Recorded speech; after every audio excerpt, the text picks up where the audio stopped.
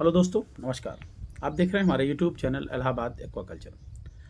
दोस्तों, आज का जो सब्जेक्ट है वो हम रोहू कतला के साथ ऐसी कौन सी फ़िश हम अकोमोडेट करें कि जिससे हमारा रोहू कतला का कल्चर तो हो, क्योंकि ये बाज़ार का एक ऐसी शानदार मछली है कि बिना इसके बाज़ार में कोई जान नहीं होता।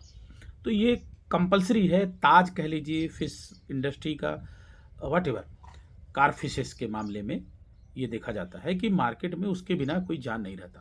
तो आपका तालाब बड़ा है और आप हाई वैल्यू फिश भी करना चाहते हैं, मगर तालाब बड़ा है।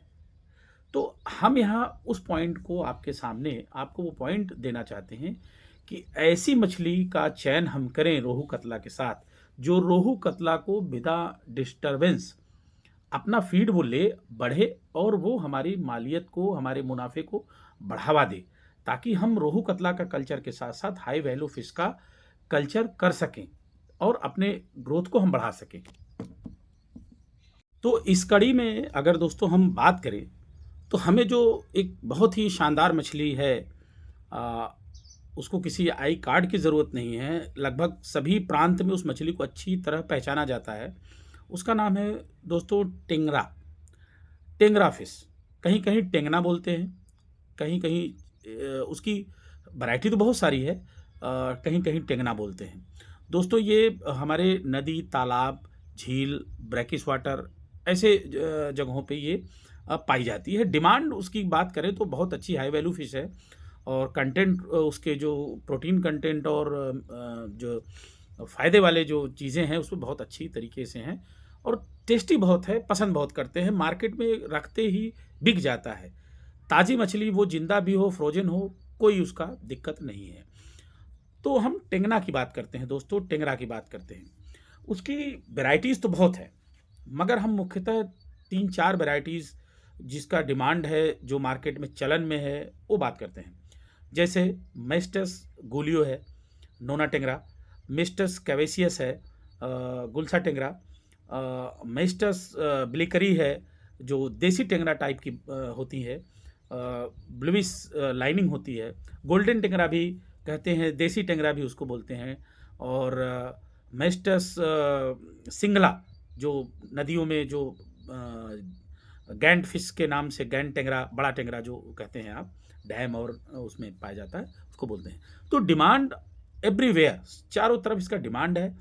और सबसे बड़ी बात, इस छोटी मछली का जो मिस्टस गोलियों की बात कर रहे हैं हम, नोना, गुलसा या फिर आपका गोल्डन टेंगरा, देसी टेंगरा जिसको बोलते हैं, उसका कल्चर आप इसी रोहू कतला के साथ करके बहुत आराम से अपने प्रॉफिट को दोगुना बढ़ा सकते हैं विदाउट कोई एडिशनल फीड के। तो ये बहुत ही अच्छा है कि आप करते हैं कि कौन सा टेंगरा आपके तालाब के लिए सही होगा। देखिए दोस्तों, इसका सबसे बड़ा फ़ायदा है कि आप इसको 10,000 स्क्वायर फीट से लेके आप इसको जो है बिगेस्ट पॉन्ड में भी आप कर सकते हैं, क्योंकि नेटिंग इसका बहुत आसान है। रहती तो ये ग्राउंड फीडर मछली है, चारों तरफ रहती है, मगर नेट में ये आराम से आ जाती है, नो प्रॉब्लम। तो जब भी आप रोहू कतला का आप हार्वेस्टिंग करेंगे और साथ के साथ अगर ये आपका 10-20-50 केजी ये आ रहा है, तो आपका ये एडिशनल में जाएगा। तो ये बहुत अच्छा चयन अगर होगा कि आप रोहू कतला के साथ इस मछली का आप समावेश क्लब कल्चर करें। बात करते हैं कि अगर 1 एकड़ में हम इसका अकोमोडेट करें, इसका जो है मछली डालें तो कितना डालें। अगर 1 एकड़ का पॉन्ड है दोस्तों, तो आपका रोहू और कतला आप जितना डालते हैं फुल डालिए, नो प्रॉब्लम, क्योंकि यहाँ हम रोहू कतला की मात्रा को कम बिल्कुल नहीं करने वाले हैं। 1 एकड़ में हम 2000 रोहू कतला हम करेंगे। 100 ग्राम के बच्चे डालिए, 50 ग्राम के बच्चे डालिए, ज़्यादा मुनाफा में रहेंगे। अगर 1 एकड़ में आप 2000 रोहू कतला डाल रहे हैं, तो आप ये मत सोचिए कि आप 1000 कम डाल रहे हैं, नहीं।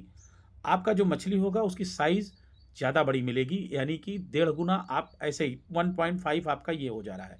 यानी जो ये मछली आप 1 केजी लेंगे 3000 डाल के, आप 2000 डालिए, आप 1.5 केजी 2 केजी तक लीजिए, यानी आपका बच्चा भी कम लगा और वो आपका पूरा 1.5 जो है आपका ग्रो कर गया। तो कम बच्चे और ग्रोथ ज़्यादा, यानी बच्चा कम पड़ा मगर ग्रोथ हमको ज़्यादा मिला। इसके साथ में 1 एकड़ में आप आराम से 25-30 हज़ार 40 हज़ार तक आप आराम से नोना या गुलसा या आप देसी टेंगना आप डाल सकते हैं।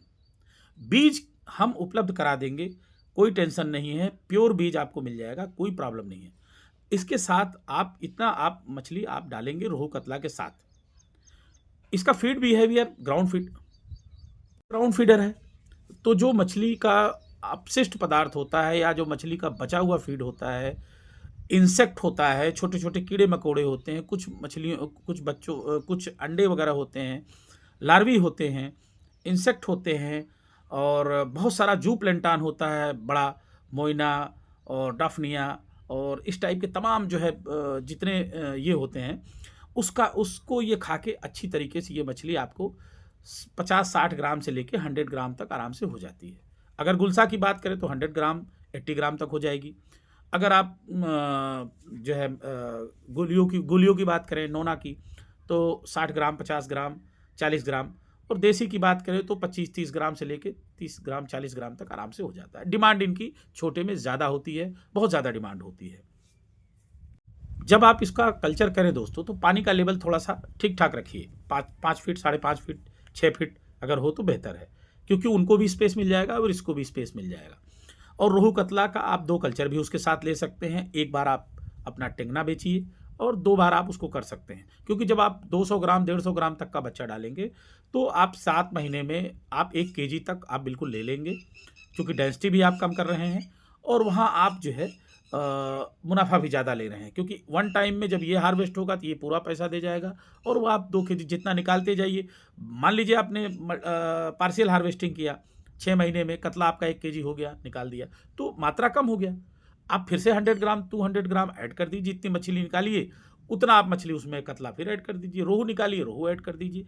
कल्चर इस तरीके से आपका सतत चलता रहेगा और आपकी प्रॉफिट पूरा सेफ रहेगा, बहुत फ़ायदे में रहेंगे दोस्तों। टिंगना के साथ क्लब कल्चर आपका रोहू कतला का बहुत फ़ायदेमंद है। स्टॉकिंग मैंने बता दिया और फीड मैंने बता दिया और क्वांटिटी मैंने बता दिया। आपका फीड बिहेवियर ग्राउंड फीडर है, मैंने बता दिया आपको। अब इसके साथ बस आप पानी फ्रेश वाटर थोड़ा चलाते रहिए।